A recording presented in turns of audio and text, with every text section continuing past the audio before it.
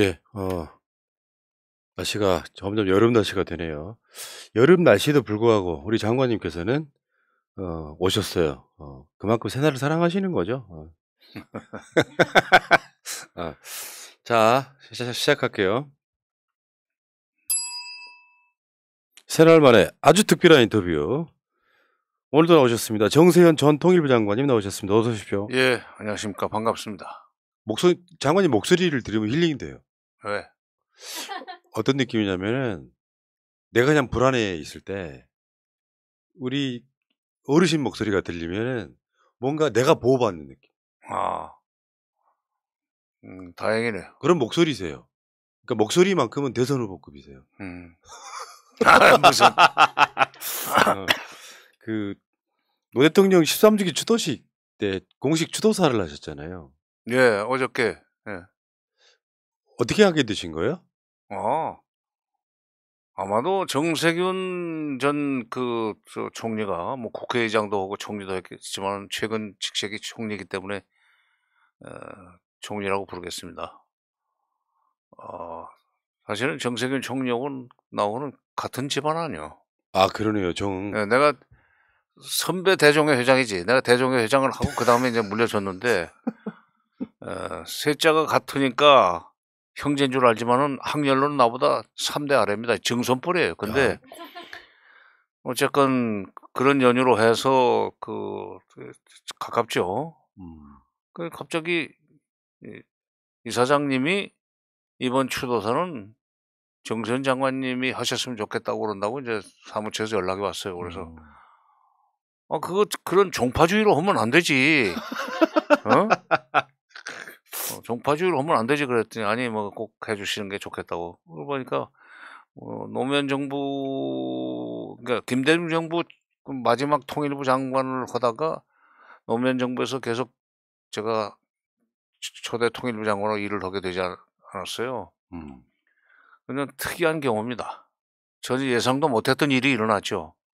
그런 인연으로 노무현 대통령과의 인연이 있었고 또 어저께 추도사에서도 잠깐 얘기를 했지만은 한 1년 반 가까이 있는 동안에 사실 이 두 사람이 이렇게 뭐 우연히 지나가는 자리에서 만나서도 주고받은 대화 같은 것들이 생생하게 떠오르는 그런 상황이기 때문에 상당히 인상적으로 말을 하잖아요, 노무현 대통령이. 예.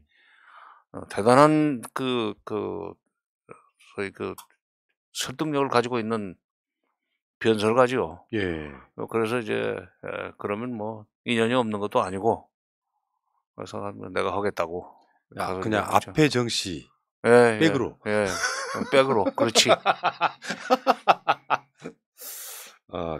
설마 그런 경우겠어요. 저는 노무현 대통령의 남북 관계에 대한 그 열정 이런 것들이 우리 장관님 통해서 녹아나는 그런 느낌 아닌가 이렇게 생각을 해봅니다.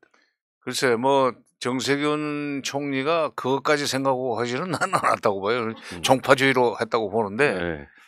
이건 뭐 어떤 좋은 이 자리였었습니다. 더구나 지금 새 정부가 들어서 가지고 남북 관계나 대외 관계를 조금 걱정스러운 방향으로 끌고 가는 그런 시점에 노무현 대통령이 가려고 했던 길이 옳은 길이었다는 얘기를 할 수 있는 기회였다고 생각을 합니다. 그렇죠, 그렇죠. 저는 그래서 거기까지 생각을 하고 정세균 노무현 재단 이사장이 됐어요. 네. 정세균 이사장이 나를 지명했다면 굉장히 또 식견이 높은 종파주의가 아니라 참. 아무튼 우리 장관님이 김대중 정부하고 노무현 정부에서 연이어서 이렇게 예. 통일부 장관 하신 거잖아요. 그러니까 노무현 대통령은 왜 정세현 장관을 그냥 연임시켰을까? 글쎄, 그건 뭐 본인한테 직접 여쭤보지는 못했는데 뭐 이런 얘기를 합니다. 퇴임 후에 관저 만찬을 하자고 해서 갔어요. 근데 같이 그만둔 게 이제 보건복지부의 김화중 장관, 그다음에 통일부의 정세현, 그다음에 또 한 몇 달 있다가 그만둔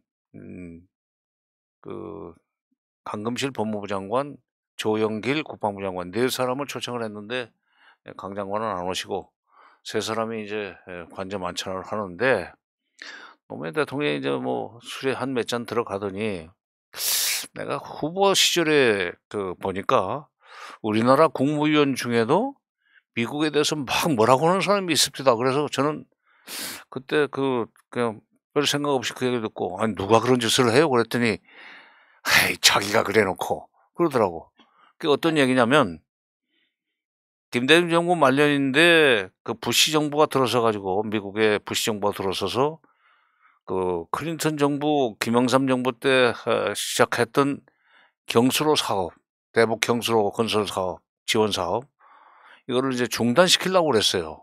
왜냐하면 북핵 문제 해결 방법으로서 경수로 발전소를 지어주는 대가로 북한이 영변 핵 발동을 중단하게 만드는 것이 골자였었는데 그걸 이제 중단시키기 위해서 여러 가지 부시 정부가 무리수를 뒀죠.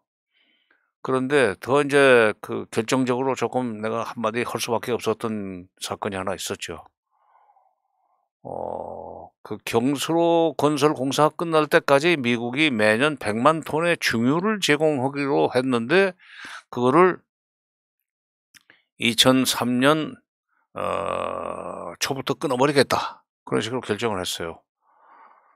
우리나라는 사실 경수로 발전소 건설 비용이 46억 달러로 계산된 그 가운데 70%인 32억 2천만 달러를 책임을 지기로 하고 20%는 일본, 10%는 EU 이렇게 맡겼는데 미국이 그렇게 부장을 자기는 중유값만 내고는 실제 중유값이 그때 100만 톤에 50달러 하면 5천만 달러입니까? 5천만 달러밖에 안 내는 거였었어요. 네.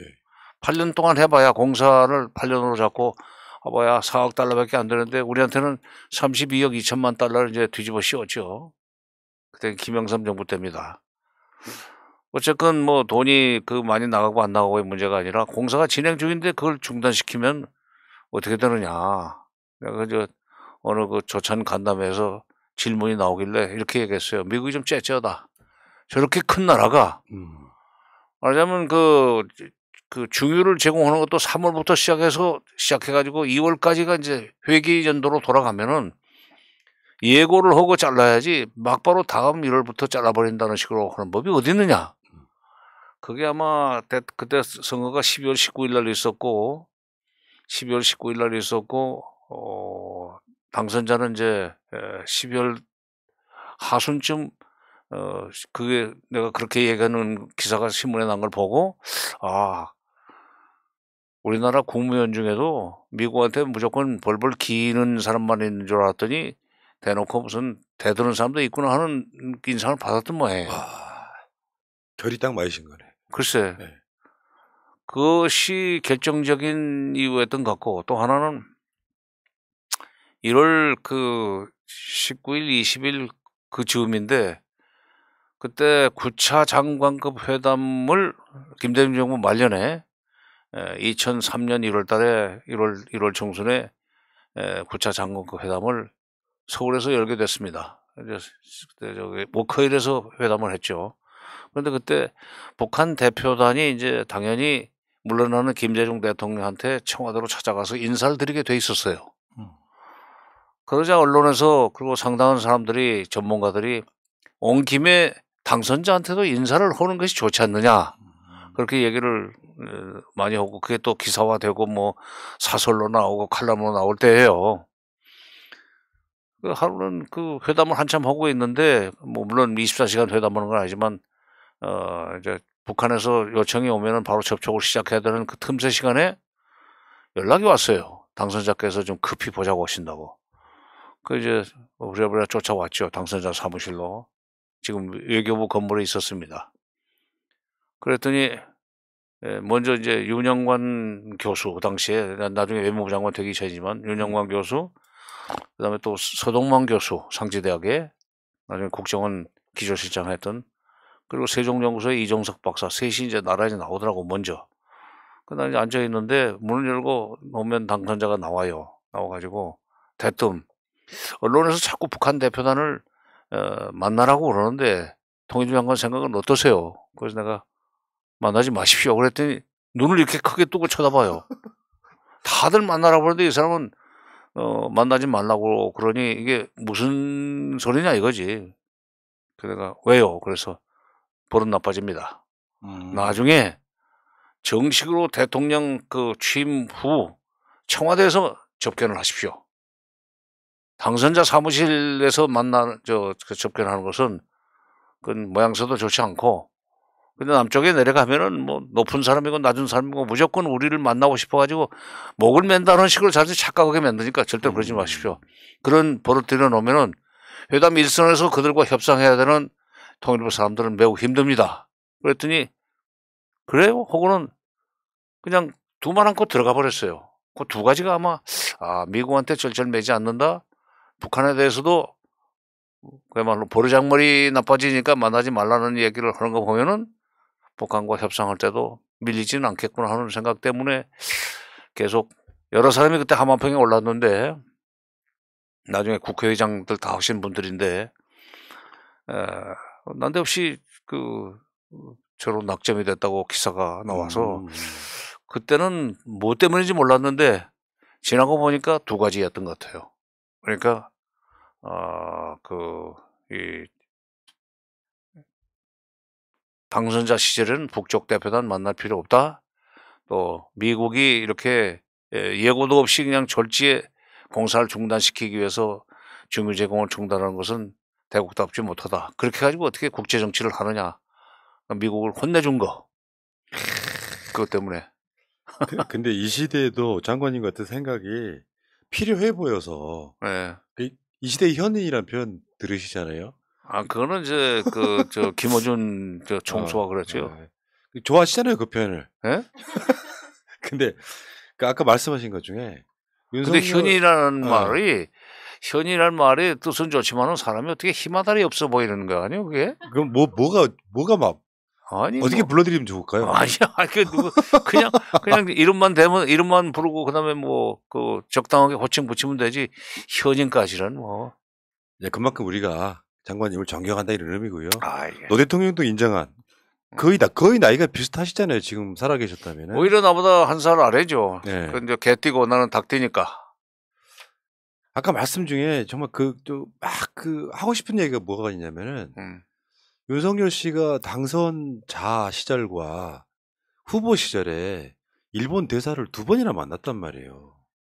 한국의 주일 대사는 아직도 그쪽 총리를 못 만나고 있는데. 예, 저 신임장을 못 줬을 거예요. 못 만났어요. 못 만났죠. 총리를 못 만났죠. 그러니까 과공원 비례라는 말이 있지 않습니까? 맞습니다. 과공비례. 너무 심했어요. 그다음에 바이든 대통령을 만나서 이렇게 서서 얘기를 하는데 초면에 만나서 악수하고 얘기를 하는 것 같은데 서서 환담을 하는데 왜 그렇게 고개를 끄덕거립니까? 고개 숙이는 것부터 좀 심했고요. 아니 그것도 그렇지만 그러니까 상대방이 말할 때 바이든은 그냥 얘기하면서 윤석열 대통령이 하는 말에 대해서도 그냥 수긍이 가면은 그냥 빙긋이 웃든지 그러는 것 같은데 계속 고개를 끄덕거리는 거 보고 저 사람이 국민을 볼 때는 고개를 좌우로 돌리는데 센 사람 앞에서는 위아래로 움직이는구나. 그게 뭔지 아세요? 어? 심리학적 분석으로는 안 듣고 있다는 뜻이에요. 안 듣고 있다는 뜻이죠. 그러니까 컨텐츠는 안 들어오고 상대방에 대해서 공감을 표현하기 위해서 과하게 고개를 끄덕이는 거예요. 컨텐츠가 안 들어오는 거죠, 지금. 저도 방송하다가요. 딴 생각하거나 다른 일을 같이 볼 때가 있거든요. 이럴 때는 오히려 듣고 있다는 표시로 이렇게 고개를 끄덕끄덕하거나 이 리액션을 좀 많이 해주는 편이죠. 그렇죠. 나도 이제 그 대중 강연을 많이 하는 사람인데 그 단상에 올라서서 얘기를 하는데 앞줄이나 중간쯤 앉아가지고 계속 그 고개를 끄덕거리면서 뭘 적는 사람을 보면은 기분이 좋아요. 역시 내 얘기가 지금 맥혀 들어가고 있구나 하는 생각이 들면서 더 열심히 하게 되죠. 공감하는 사람들을 위해서 더 서비스를 하게 되는데, 근데 좀 심하더구만. 계속 고개를 끄덕거리던데, 과공은 비례라. 맞습니다. 지나치면 그게 A가 아니다. 자, 뭐 그러면 이것도 뭐 저 어. 미국 국기 뭐 이 네. 예. 근데 왜 그럴까요? 원래 이제 청와대 정도 되면 의전팀이 다 그거 하나씩 다 글쎄 알려주지 않아요? 그러니까 그럼요. 아 근데 의전 비서관도 그렇게 나오리라고는 전혀 생각을 못 했으니까 미국 국歌가 연주될 때는 그냥 차례 자세로 서 계시면 되신다는 얘기를 괜히 했다가는 상대방을 무시하는 것 같은 생각이 들어 가지고 말을 못 했을지 몰라요. 그래도 그전에 이명박 대통령 부인 김윤옥 여사는 또 왼손으로 여기 저 태극기 국회에 대한 격려할 때 왼손으로 저 가슴을 눌렀잖아요. 예. 그보단 낫지. 아. 아니 요거에 대해서 굳이 청와대가 그 윤석열 씨를 그 쉴드 치기를 이게 그렇게 하지 마라는 규정이 없다는 거예요. 아 이거 나도 들었는데 어. 규정이 없다고 그러지만은 그건 상식이지. 진짜 공정과 네. 상식을 강조하는 사람이 그건 국제 상식인데. 그럼요. 그 국제 상식이지. 그러니까 자, 알겠습니다. 예. 그러면 이제 한미 정상회담 관련한 이야기를 좀 해볼게요. 예. 일단 그 만평 하나만 좀 보여주세요, 보람 PD님. 나 너무 공감해가지고 저는 이 만평이 이 모든 것을 다 이게 어떤 내용이냐면은 바이든이 윤석열 씨 손바닥에 왕자를 써주고, 응? 왕자를 써주고 바이든이 만평에. 그리고 지금 바이든 차에다가 이제 예. 비행기에다가 예. IPEF 참여라는 선물, 예. 중국 압박, 한미연합훈련, 대규모 투자 같은 선물을 왕창 주고 바이든은 윤석열 씨 손바닥에 왕자 써주고 가는 그런 만평인데 너무 훌륭해가지고 한번 가져와 보세요. 그 참 조롱거리가 됐구만. 그렇죠. 조롱거리가 됐구만. 근데 많이 안겨준 것은 틀림없어요. 왜냐면 바이든 대통령은 사실은 그 11월 둘째 주에 실시되는 중간 선거를 앞두고 저희 지지를 끌어내기 위해서 고용을 창출을 해야 되는데 예. 고용 창출을 하려면은 미국에 투자할 수 있는 나라, 그 투자할 수 있는 능력을 가진 기업이 있는 나라에 가서 그 투자를 유치해야 될 거 아니에요. 도착하자마자 오산 비행장에서 평택에 지어놓은 그 삼성 뭐 캠퍼스라고 그러대요. 요즘은 뭐 네. 얼마나 큰지 모르지만 삼성이 저는 반도체 예. 반도체 공단으로 가지 않았어요? 그리고 떠날 때 마지막에는 오산에 있는 공군작전사령부, 지금 이름이 바뀌었습니다. 난 옛날에 95년인가 한번 가본 적이 있었는데 거기 보면은 방카에서 전부 다 북한의 그 뭐 비행기가 뜨고 미사일이 뜨고 오는 것이 전부 다 그 텔레비 화면에 보입니다. 모니터로. 거기가 이제 사실상 대북 그 군사 행동을 행동을 위한 결정을 할 때 중요한 자료를 수집하는 곳이죠. 사실상 전쟁 지휘사령부나 다름없죠. 거기를 가기도 했지만 그 직전에는 그 현대자동차에 가지 않았어요. 그래가지고 현대자동차에서 100억 달러 그 투자를 유치하고 삼성전자에서는 170억 달러 투자를 유치해가지고 갔죠. 270억 달러. 우리 돈으로 하면 한 35조? 예. 이 정도 되는 거죠. 35조 정도 되는 그 투자를 유치하고 이제 갔고, 우리한테 준 것은, 윤석열 정부에 준 것은 북한이 계속 미사일을 쏘거나 핵실험을 하거나 할 때는 전략 자산을 괌도에 있는 것을 잠시 이쪽에 한반도에 출몰시켜주는 식으로 해서 그걸 이제 확장 억제라는 걸로 이제 그 미화시켜 놨는데 그거 해주겠다. 그리고 필요하다면은 그동안에 코로나 때문에도 제대로 못했는데 이제 코로나도 좀 한물 갔으니까 실기동 훈련으로 실제로 실기동 훈련을 하면 북한이 조금 쫀다. 쫄죠. 오금이 저리지. 실기동 훈련을 해주는 게 이제 한미연합훈련 확대라는 걸로 이제 그게 표현이 됐던데, 그러니까 한미연합훈련 확대, 실기동훈 저 전략자산 배치 한반도에 요거 선물 받은 거예요. 근데 그리고 그게 또 하나 예. IPEF, F. 거의 인도 태평양 경제 프레임워크, 야, 거기에 정확하시네요. 예. 거기에 들어가는 걸로 서약을 했죠. 그러니까 아까 만평처럼 사실 한국이 받은 건 사실상 없어요.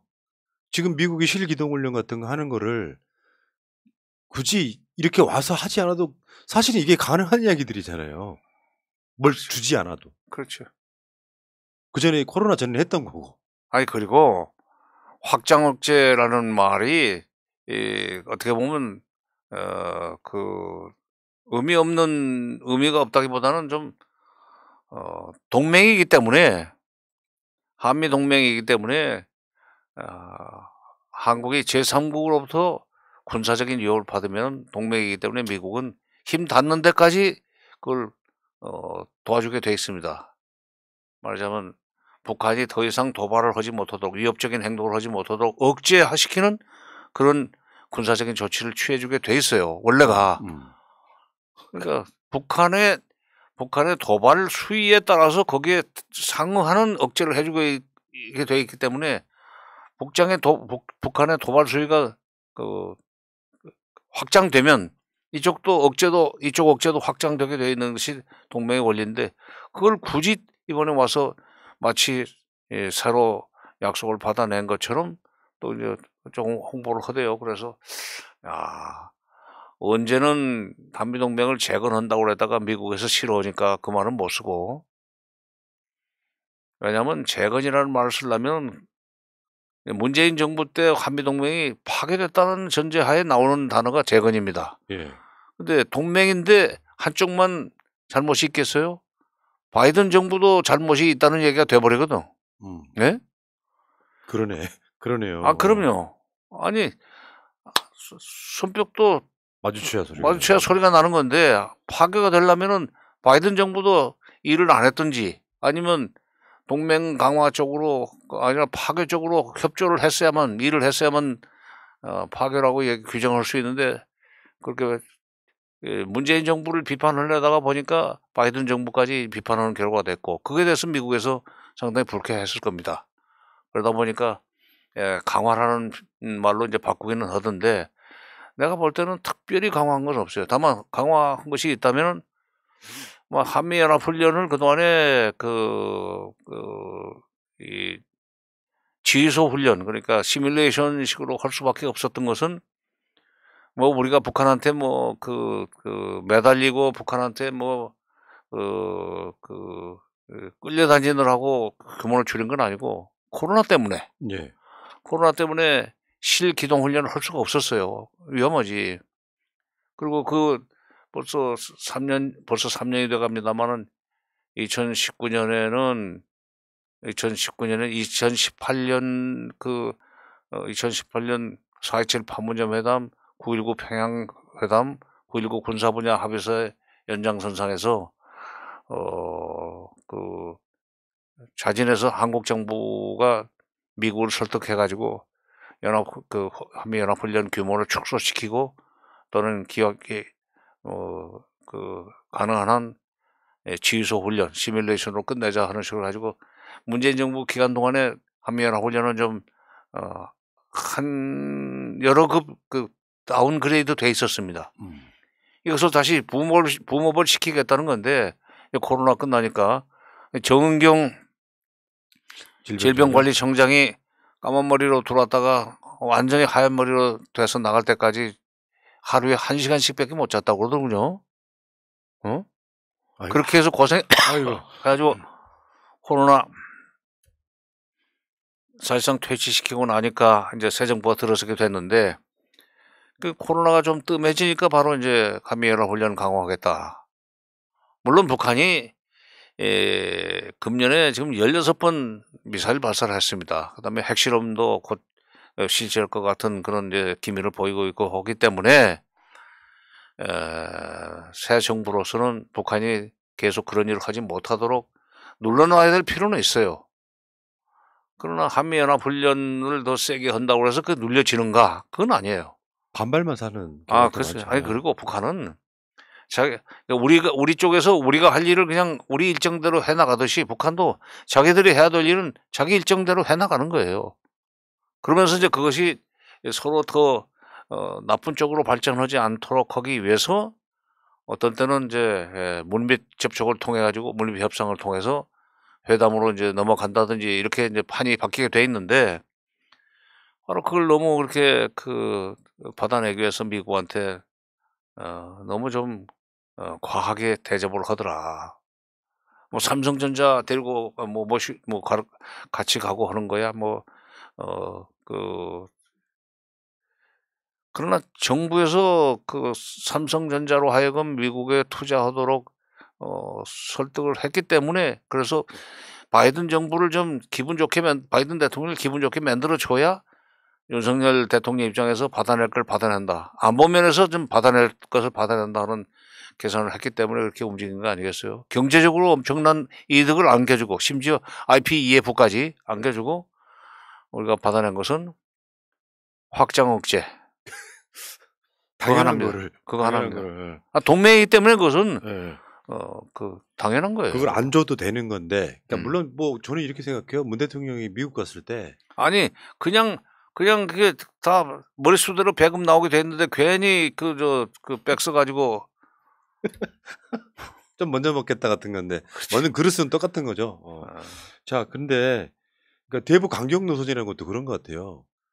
북한이 얼마 전에 사실 남한용 이제 포탄이랄까 이런 걸 쐈는데, 음.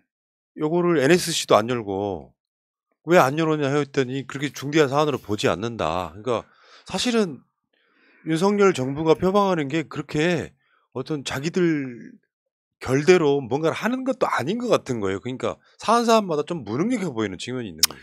글쎄, 정권 초가 되고 그것이 그렇게 심각한 사안인 줄 의식을 못했을 수도 있죠. 예.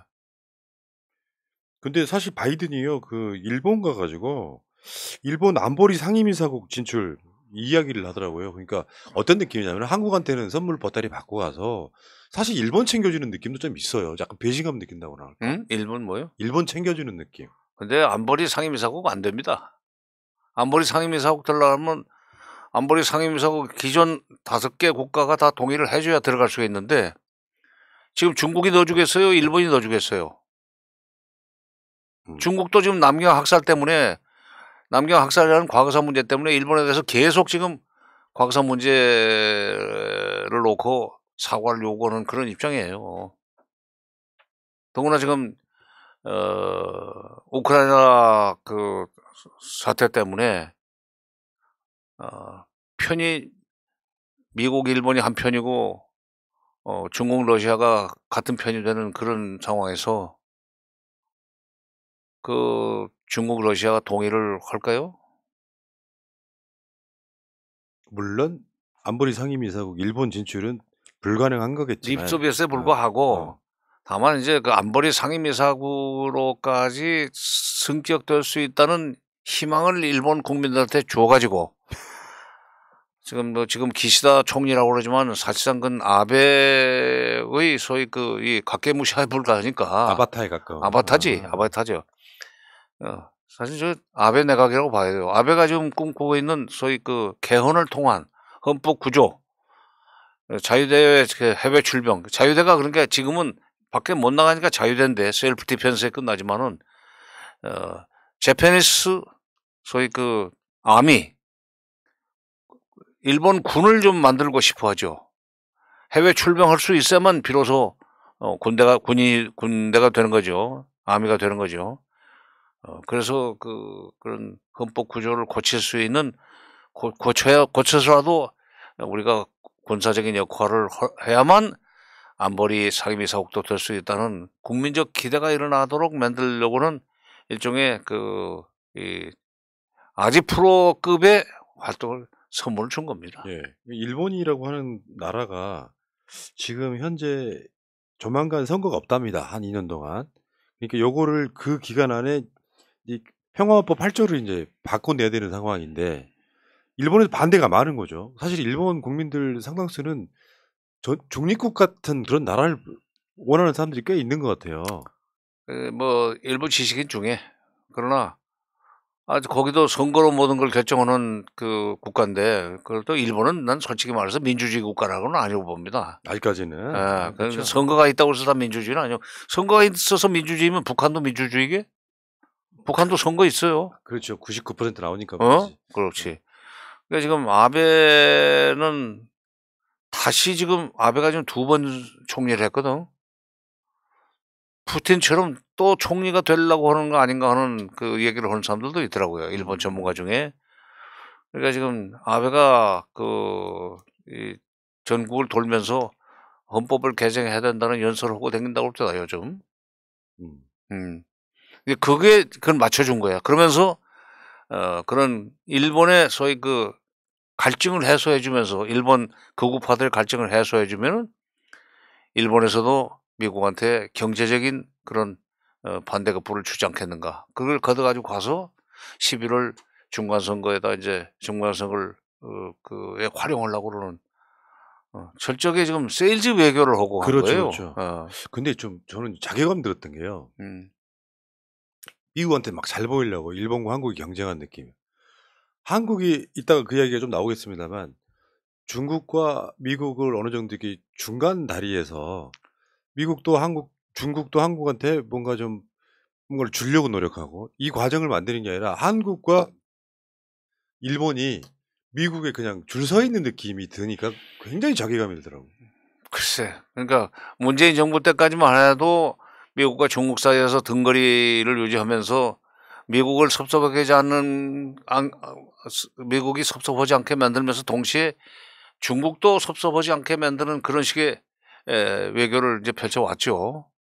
그런데 이번에는 확실하게 지금 미국 쪽으로 줄을 서버리는 바람에 특히 이제 EF 같은 거, 그 아마 중국이 지금 당장 무슨 그 IPF 때문에 받는 고통이 감지가 안 되니까 지금은 조금 관망을 하고 있지만 IPF 때문에 실질적으로 그들의 이 기술이 기술 그다음에 또 이 수출 이런 것들이 어려워지기 시작하면은 보복을 시작할 텐데 미국한테는 바로 못하고 만만한 게 이제 우리죠. 실질적으로. 그리고 의존도가 높잖아 우리가. 그러니까 일본의 대중 의존도는 사실은 그렇게 높지는 않아요. 일본이라는 나라가 일찌감치 커가지고 전 세계를 시장으로 삼고 있고 그렇기 때문에 일본은 그러니까 일중 무역이 일본의 대외 무역에서 차지하는 비중이 이렇게 높지는 않습니다. 숫자는 지금 머릿속에 없는데 우리는 우리 대외 무역의 25%, 4분의 1이 대중무역이에요. 미국에서 돈 벌어가지고, 중국에서 돈 벌어가지고 지금 G10까지 올라온 겁니다. 그렇죠. 그리고 더 노골적으로 얘기하면 중국에서 돈 벌어가지고 그 돈으로 미국 무기 사다가 여기 군사력을 강화해서 세계 6대 강국이 된 거예요, 군사 강국이. 돈 벌어줬더니 우리 쪽한테 정 쏘는 느낌? 그러면 곤란해. 그러니까 중국 사람들이 그렇게 되면 가만두겠어요? 그러니까 한국 제품 안 사게 되는 거죠. 정부의 문제도 있고. 그러면 당장 타격 있고, 그래서 수출이 둔화되고, 그다음에 물건이 안 팔리고, 그러면은 공장이 쉬어야 되고. 근데 그 IPEF 있잖아요. 인도태평양 경제 프레임워크 이게 단순하게 무역 문제가 아니라 어떤 가치를 집어넣어가지고 예를 들면 중국을 좀 독재하는 국가, 인권이 없는 것 같은 이렇게 몰아붙이면 글쎄, 그동안에는 2차 대전 직후에는 군사 질서를 미국이 좌지우지하면서 세계 정치를 흔들었어요. 미소 냉전 시기에 특히 미군이 주둔을 함으로 해서 이제 군사적으로 의존하게 만들고 안보 면에서 그다음에 미국 물건이 한때는 경쟁력이 있어가지고 이제는 모두 좋다는 식으로 해서 경쟁력이 있을 때 그 시장을 점유하지 않았었습니까? 나중에 근데 일본한테 뺏기긴 했지만 이렇게 해서 군사 질서, 경제 질서를 주도하는 나라가 미국이었고 거기에 우리는 미국 중심의 국제 질서, 그러니까 군사 질서와 경제 질서에 편입이 됨으로 해서 피라미드형의 질서에 편입이 됨으로 해서 꼼짝 못하고 미국의 해산으로 끌려갈 수밖에 없었는데 미국이 가만 보니까 핵심은 기술이더라 이거야. 기술. 기술은 무기 쪽으로도 연결이 되고 기술은 수출 쪽으로도 연결이 되고 그래서 기술 동맹을 체결해가지고 이 지금 IPEF가 기술 동맹입니다. 사실 내용상 이 기술을 가지고 동아시아 국가들하고 이제 같은 주로 이 아시아 국가들이죠. 이거를 미국의 품 안에 끌어들이면은 군사 질서나 경제 질서 가지고 좌지우지하던 미국의 헤게모니가 기술 질서까지 그 보태지면서 완전히 그 중국이 꼼짝 못하고 고사당할 수 있다고 하는 그런 계산을 지금 한 것 같아요. 참. 그렇게 해서 중국을 이겨야 되겠다. 그냥 놔두고 수출 규제니 무슨 관세 장벽이니 하는 거 가지고는 막아지지가 않더라. 왜냐하면 실질적으로 기술 공유를 하면서 중국과 한국이라든가 뭐 또 동남아에 있는 국가들이 중국과 기술 공유를 하고 또 중국도 그 나라에 투자하고 공장 세우고 또 한국도 중국에다 공장을 많이 세우지 않았어요. 삼성이 지금 중국의 그 시안에 엄청나게 큰 그 공장을 세우지 않았습니까? 뭐 반도체인지 그쪽으로 전자 쪽 이런 마당에 바로 그런 걸 다 빼가기 위해서는 기술 문제로 이걸 파고 들어가야 되겠다. 참 미국 사람들 대단히 머리는 좋아요. 그러니까 이런 거죠. 저 동북아시아에서 한국과 일본이 경쟁적으로 미국에 충성하면서 중국에 맞서게끔 하는 그건 이제 미국의 전략인 거고 한국은 적당히 중국과 미국의 아까 이제 그 얘기 나오겠습니다만 안미 경중 안보는 미국 경제는 중국 이렇게 유지를 해왔었는데 앞장서서 경제를 망가뜨리고 지금 일방적으로 미국 편에서는 딱 그 시점이에요. 그렇지. 근데 그거를 기술 동맹체를 만들어 놓으면 그 기술 동맹체를 만들어 놓고 그 미국이 거기서 총괄적인 지휘를 하면은 기술 때문에 점점 한중 경제 관계는 규모가 줄어들 수밖에 없고 그다음에 또 동남아 국가들도 꼼짝 못하고 중국과의 경제 협력 관계를 끊어야 되고 그러면서 미국이 말하자면 그들의 그 IPEF 가맹 국가들에게는 이제 시장이 될 수 있다. 시장을 만들어 줄 테니까 그쪽에 줄 서지 말고 우리 쪽에 줄 서라.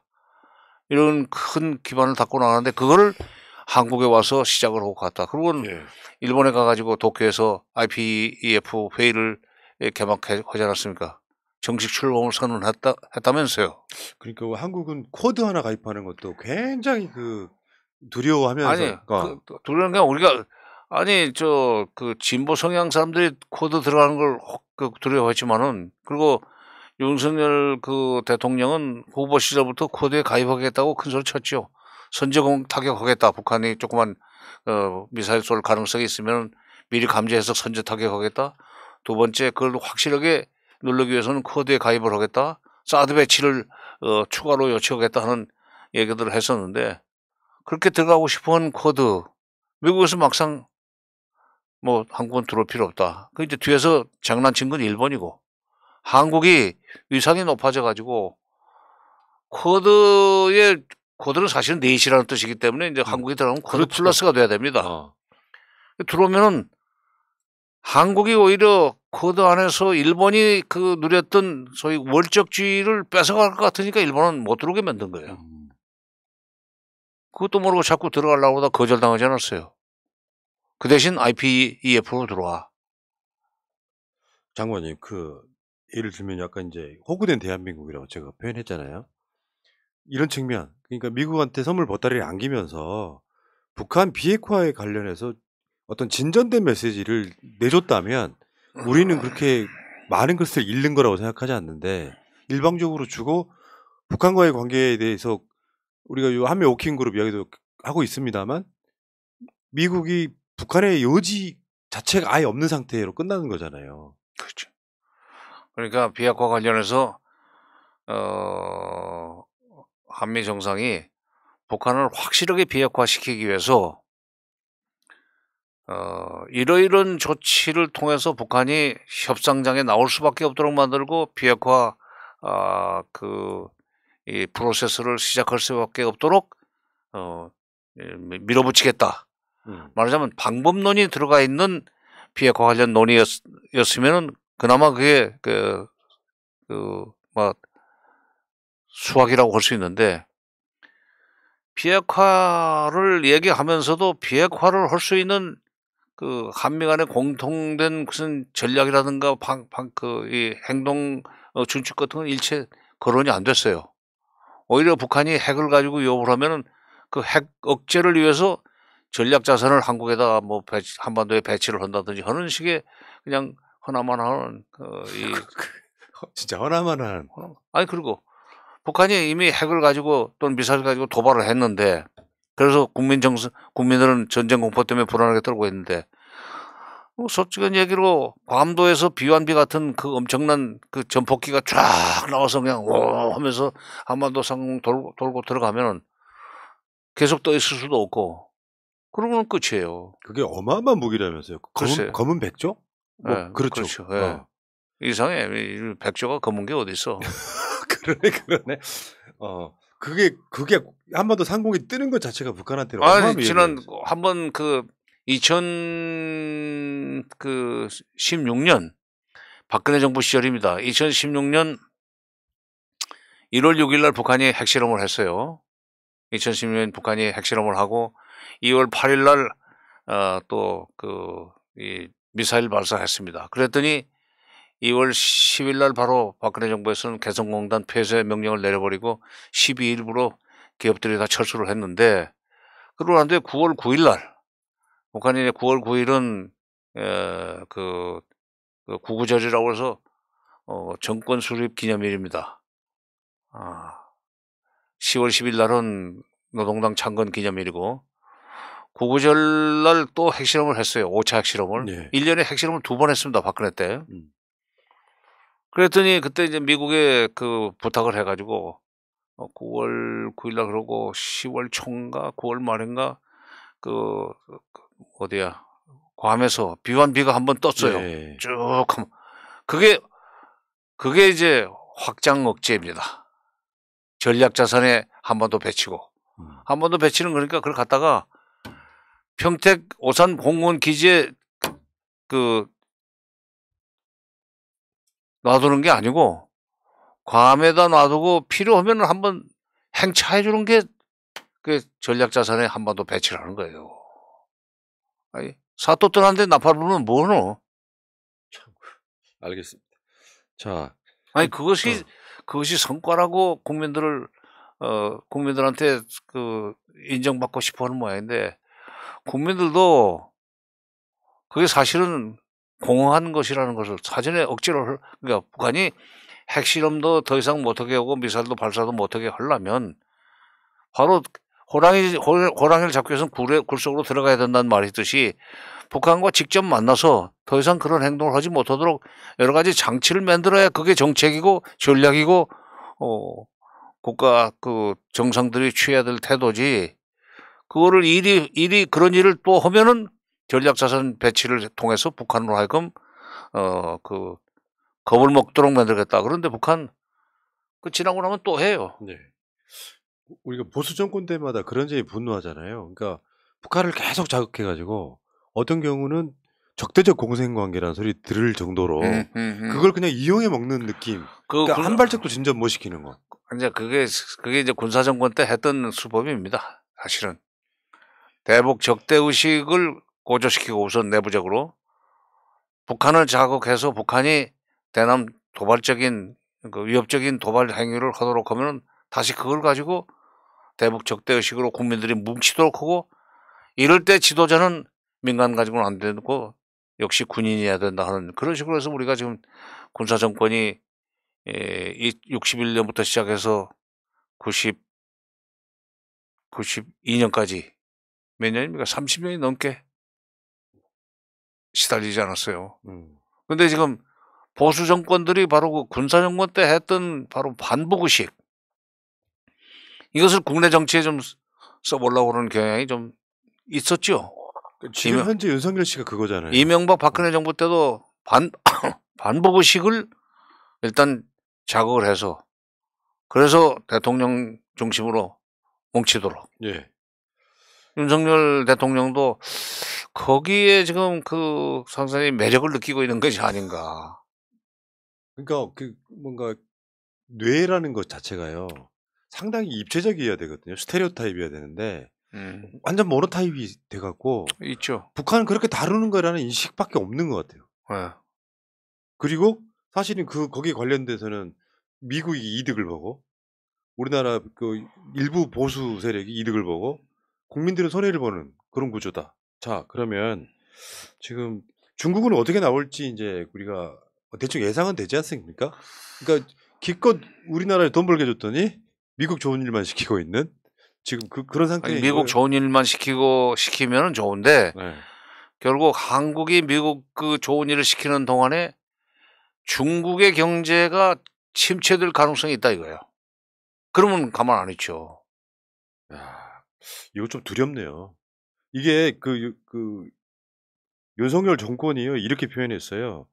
안보는 미국, 경제는 중국. 근데 이게 바뀌어서 안보도 미국, 경제도 미국인데 지금 이번에 나온 표현이 뭐냐면 안미 경세라고 안보는 미국, 경제는 세계라고 표현을 했어요. 세계. 그러니까 중국을 뛰어넘어서 뛰어넘겠다. 말은 그럴듯한데. 아니 물론 그 지금 우리가 중국 시장에만 의존할 수는 없습니다. 왜냐하면 중국은 중국 그 한중 관계가 뭐 그럭저럭 좋으니까 괜찮지만은 사실은 그 서유럽 시장도 만만치 않게 크거든요.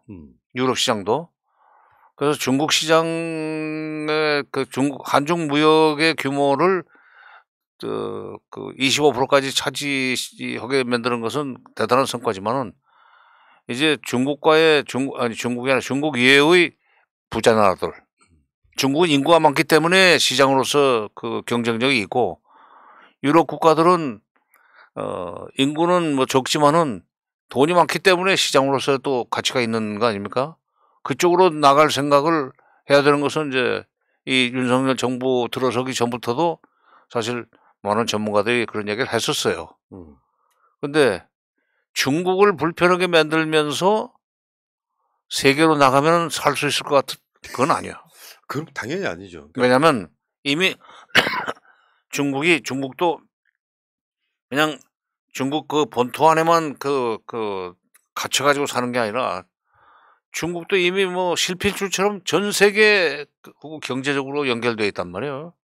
그 미국이 한국을 앞세워가지고 중국의 숨통을 틀어지기 시작하면은 중국 대신 시장으로 만들고 싶어하는 서유럽 쪽에 중국이 작용을 해가지고 그것도 잘 안 돌아가게 만들어가지고 중국 대신 세계로 나간다고 그러는데 갈 세계가 없어지면은 관념적으로는 세계로 나간다고 그러면 실제로 와서 돈을 벌을 수 있는 나라들이 많지 않아지면은 네. 중국 때문에 중국 가만히 있겠어요? 중국도 얼마든지 손을 쓸 수가 있지. 그러니까 노골적으로 이제는 중국 버리고 세계로 나갈 거라는 표현 자체를 하면 안 되는 거예요. 그렇지. 그럴지라도. 그러니까 속셈은 그럴지라도. 그래서 문 대통령이 재임 기간에 아니, 남방외교, 북방외교 엄청 했잖아요. 에? 코로나 이전에는 남방외교, 북방외교 해가지고 시장 넓히려고. 그건 예. 그런 거 아닙니까? 우리가 그렇죠. 그러니까 중국의 1대1로 그 전략에 이제 어떻게 보면은 그걸 이제 활용해서 북방으로도 우리가 이제 경제 권역을 넓히고 남방으로 중국의 1로가 지나가는 바다로 동남아 쪽이죠. 그것도 우리의 시장으로 만들겠다고 하는 그 정책을 추진해 왔었고 상당 정도 뭐라 그럴까 성과를 거뒀는데 이 IPEF에 적극적으로 참여함으로 해서 그게 좀 이제 길이 막힐. 사실 한국에 오는 이득은 하나도 없이 미국에다만 퍼줬다. 이걸 이름하여 호구라고 표현하는 거 아니겠습니까? 자, 그러면 장관님 북한으로 한번 가보실까요? 예. 지금 원래 예상은 바이든이 왜 오늘은 띵 네. 소리를 안 내는 거예요? 아니. 나눌 필요가 없어서. 오늘은 그러니까 바이든이 한국에 도착할 즈음에 분명히 핵실험을 하나 할 거다. 이런 예상이 꽤 많았어요. 예.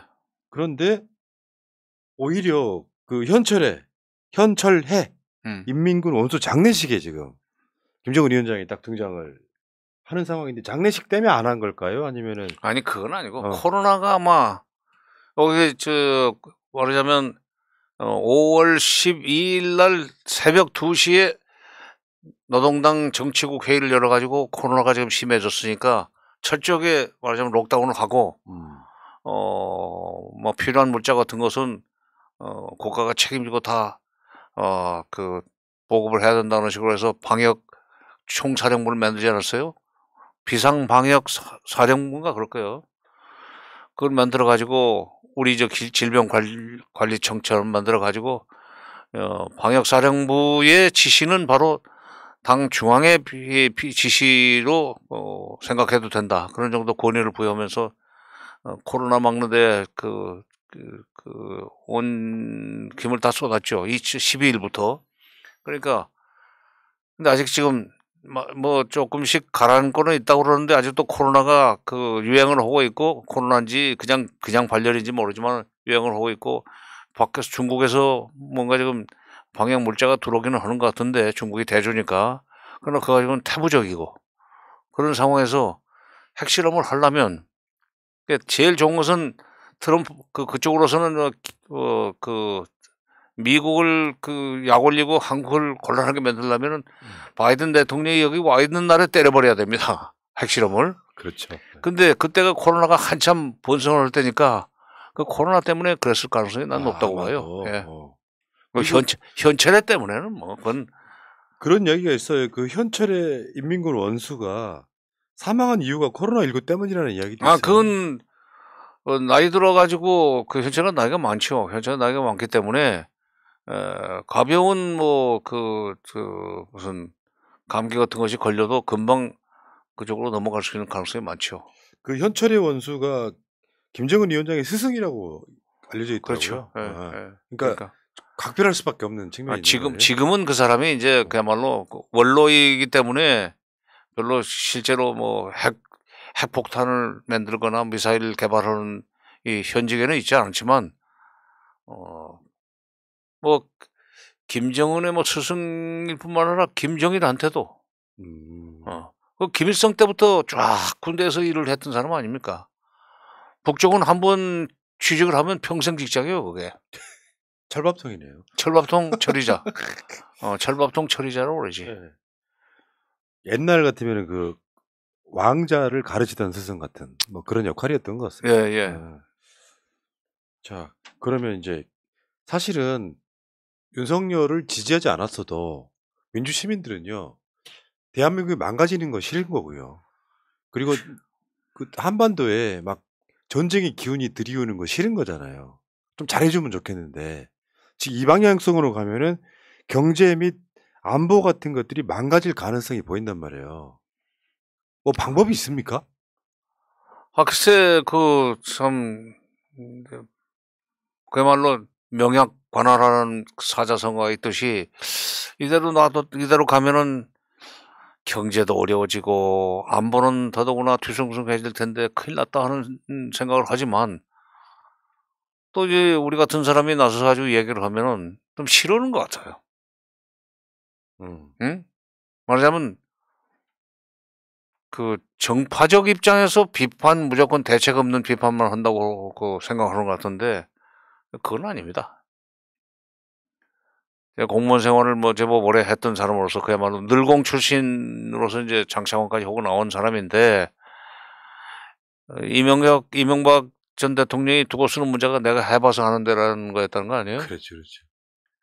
내가 좀 경험을 해봐서 아는데 지금 이렇게 가면은 중국을 불편하게 만들어서 경제는 어려울 거. 중국이 조금만 이제 사드 때 보지 않았어요. 한한령 내리니까 바로 그냥 관광산업 죽어버리고 관광산업 주변에 자영업자 내지는 소상공인이 얼마나 타격을 입었습니까? 코로나 전부터.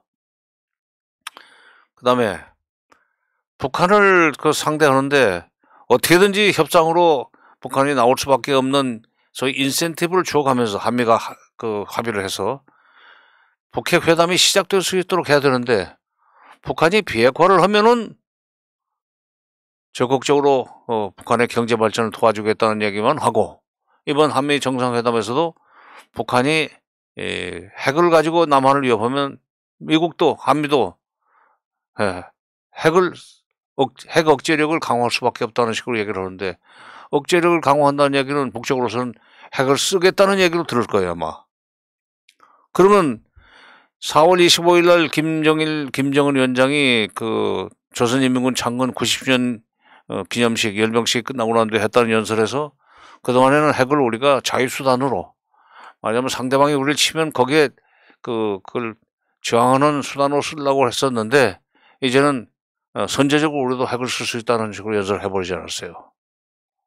물론 김정은 위원장이 그런 식으로 핵을 선제적으로 쓸 수 있다고 하니까 우리도 전략 자산을 배치해가지고 북한이 선제적으로 그런 행동을 할 수 없도록 사전에 무슨 억지력을 좀 키워달라 하는 식으로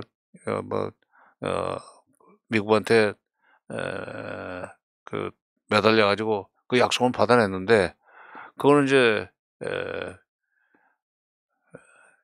실제로 미국이 그렇게 움직여줄지 그건 또 두고 봐야 돼요. 어쨌건 좀 많은 국민들이 불안해하고 있는 것 같고요. 그러니까 안보 불안이 있고 경제 불안이 이제 같이 쌍으로 오게 생겼다 이거야. 원래 한문에 화불단행이라는 말이 있습니다. 해로운 거 화는 절대로 혼자 안 댕긴다. 쌍으로 댕긴다 이거야. 불행 겹쳐서 온다. 뭐 그럼.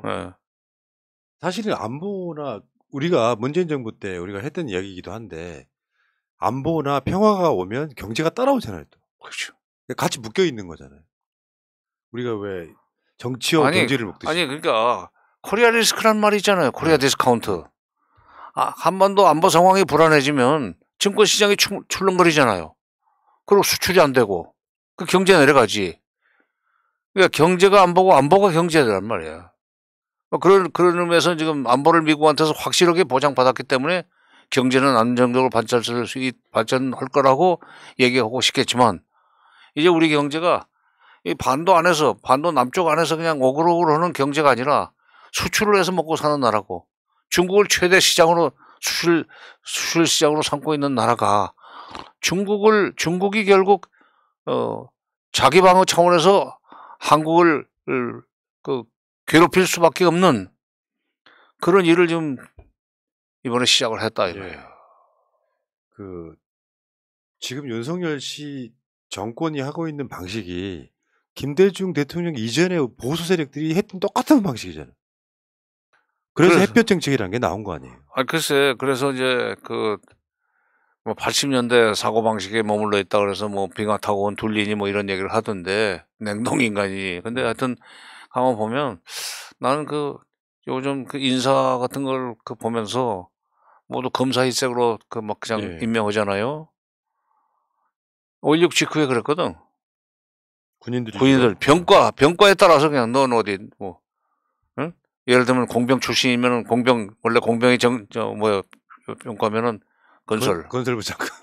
경리 쪽이면은 국세청, 경제 쪽.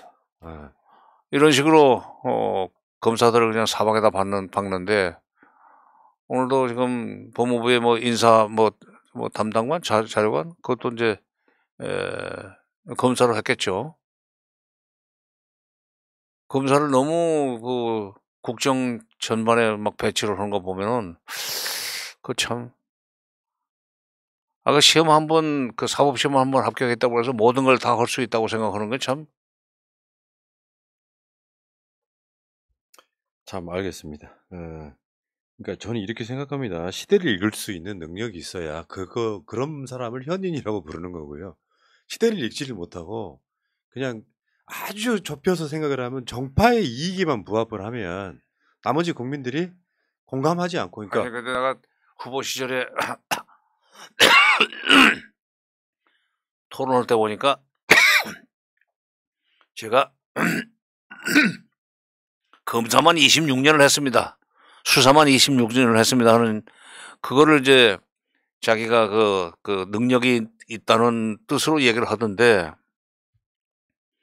대통령이 되려면 이것저것 다 해봐야 돼요.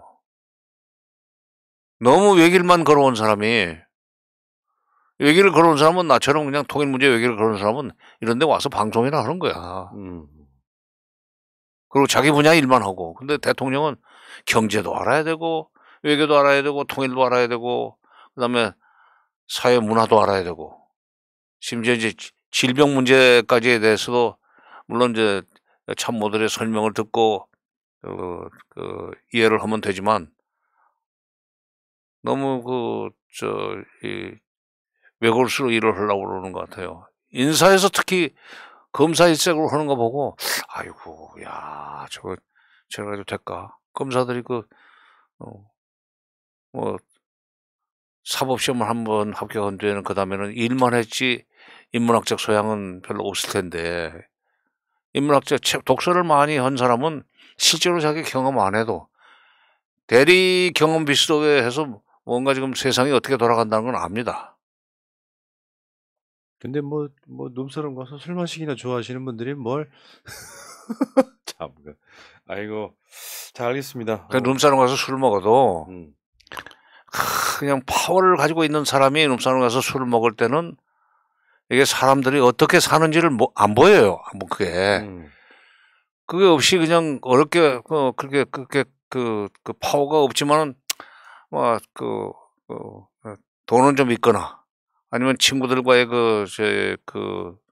만남이 즐거워서 무리를 해가면서 술을 먹는 사람들은 그래도 룸사롱에서 아무리 뭐 흥청망청 술을 먹으면서도 계산할 거 다 하고 세상 돌아가는 거. 그 안에서도 그게 유계절서가 있어서 돌아가거든. 멤버, 웨이터, 그다음에 호스테스 다 그다 계급이 있어요. 밴드, 여기까지 다. 거기다 먹이사슬이 형성되어 있는데 그런 것을 보면서 술을 마셨을까? 야, 술 가져라 그래. 갑 입장에서만. 무조건 처음부터 갑만 하니까. 의리 본 적이 없는 사람이 5,200만이 넘는 을의 심정을 알까? 그러니까요. 자, 어쨌건요. 오늘 어떻게 보면 이런 측면도 있거든요. 취임한 지 며칠 안 돼서 미국 대통령이 다녀간 게 결코 저는 도움된다고 볼 수 없거든요. 한국 외교에 예를 들면 미국한테 잘 보이려고 줄 서 있는 한국과 일본 이 느낌 속에서 결국에는 문재인 정부가 가장 잘했다고 하는 외교를 한 방에 무너뜨린 느낌. 한미동맹이 파괴됐다고 하면서 재건하겠다고 그랬는데 미국에서 그런 소리 하지 말라고 그랬다는 거 아니에요. 아까도 좀 모두에 말씀드렸지만 네. 한미동맹이 파괴됐다면 바이든도 책임 있는 건데. 제가 방송하면서 가끔씩 그런 비유 들었거든요. 외교 관계는 남녀 관계랑 좀 연애하는 거랑 비슷하다. 일방적으로 상대방한테 퍼주면 지난번에도 밀당 얘기 하더구만. 자, 어쨌건 걱정스럽긴 한데 저는 믿는 구석이 하나 있습니다. 그러니까 국민들 수준이 높아져 가지고 그런 식으로 계속 이제 소위 똥포를 쳐다보면은 국민들로부터 어마어마한 피드백과 저항이 있을 가능성이 되게 높다. 근데 내가 요즘 지방선거를 앞두고 여론조사 결과가 난무하는 걸 보면서 야, 이렇게 되면은 사실 여론조사 내용을 들어가서 보면 응답률이 10% 미만인 것들도 많아요. 3, 4%짜리 글쎄. 유지하죠. 내가 여론조사 업체 사장한테 들은 얘기인데 응답률이 18% 미만인 경우는 신뢰도가 없습니다. 따라서 써서는 안 되는데 이제 우리가 그랬죠. 근데 왜 그런 걸 자꾸 내느냐 그랬더니 우리야 의료하는 쪽에서 돈 주면서 하라는데 돈 벌어야 되니까 하죠. 근데 그게 계속 그것이 막 그냥 언론에 보도가 되면은 일반 국민들은 그 수치만 보고 이쪽에 밴드웨건 이펙트라는 것이 나타난단 말이야. 아, 틀렸구만. 그쪽으로 넘어가는 거구만. 에이, 투표는 해서 뭐래. 다 끝났는데. 이런 효과를 불러일으키는데, 가져오는데, 그걸 참 지적하는 언론도 없고, 그냥 재미로 그냥 막 쏟아내고, 포탈인지 이런 데 보면은, 맨 여론조사밖에 없어요. 알겠습니다. 그래서 우리 국민들도 이제 각성을 해가지고 여론조사도 좀 따져볼 줄 아는 그런 눈을 좀 가질 필요가 있습니다. 알겠습니다. 자, 그래도 1시간 동안이요. 우리 네. 장관님 목소리 듣고 나니까 좀 우울했던 마음이 좀 살아나요. 비판도 할 수 있어야 되는 것이고 잘못한 건 잘못했다고 이야기를 할 수 있어야 그나마 이 억눌린 가슴이 조금은 더 개운해지는 거 아니겠습니까? 아니 내 목소리가 뭐 자장가 목소리요? 아니요, 이게 장관님 목소리 들으면 위로가 된다고. 아 그래? 많은 분들이 그런 반응이신 것 같고. 자, 여러분 정세현 전 통일부 장관과 함께 바이든 윤석열 정상회담 관련해서 어떤 의미가 있는 것인지 또 어떤 효과가 있는지 무엇이 잘못됐는지 이야기 한번 해봤습니다. 자, 오늘 좋은 시간 감사드리고요. 예, 고맙습니다. 감사합니다. 네. 예. 새날이 있다가 5시에 다시 올게요. 민주주의 평화 통일 다 죽어간다 이대로는 놔둘 수 없다 자 다시 한번 해보는 거야 자 다시 한번 싸우는 거야 자 손 맞잡고 어깨를 걸고 우리 함께 이기는 거야 자 다시 한번 해보는 거야 자 다시 한번 싸우는 거야 자 손 맞잡고 어깨를 걸고 우리 함께 이기는 거야 자 다시 한번 해보는 거야 자 다시 한번 싸우는 거야 자 손 맞잡고 어깨를 걸고 우리 함께 이기는 거야 자 다시 한번 해보는 거야 자 다시 한번 싸우는 거야 자 손 맞잡고